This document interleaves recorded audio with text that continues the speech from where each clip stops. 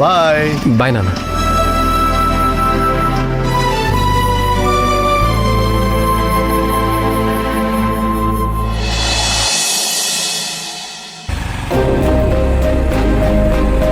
ఏంటి సత్య గారు చాలా హ్యాపీగా ఉన్నారు? అవును మంజు, చాలా సంతోషంగా ఉంది. ఎందుకంటే భార్యాభర్తలిద్దరూ కలిసి చేసే ఏ పూజ అయినా వ్రతాలైనా నాకిష్టం లేకపోయినా సిరితో పంచుకోవాల్సి వస్తుంది. కానీ నేను నా భార్యతో ఇలా ఫస్ట్ టైం గుడికి వెళ్తున్నాను. అదే నా సంతోషం. అమ్మా సిరి, సిరి ఇంకా తయారవ్వలేదా? నేనెప్పుడో రెడీ అయిపోయాను అత్తయ్య. ఆయన కోసం ఎదురు చూస్తున్నాను. ఎక్కడికి వెళ్తారో ఏమో, అసలు నాకేమి చెప్పరు. పోనీ నన్ను తీసుకువెళ్ళమని ఎప్పుడు అడిగినా ఏదో ఒక టెన్షన్లో ఉన్నాను. తర్వాత తీసుకెళ్తాను సిరి అని అంటారు.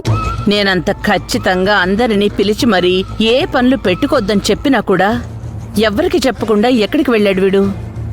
ఏమో అత్తయ్య. సరే, నేను ఫోన్ చేస్తాను.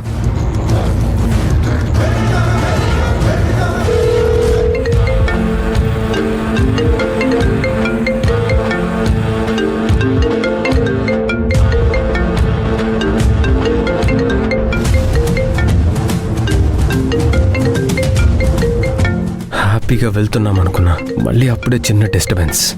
ఎవరు సత్య గారు? అమ్మ ఫోన్ చేస్తుంది. ఒక్క నిమిషం మంజు. చెప్పమ్మా. చెప్ప పెట్టకుండా ఎక్కడికి వెళ్ళావురా? ఏం లేదు, చిన్న షాప్ ఓపెనింగ్ ఉంది.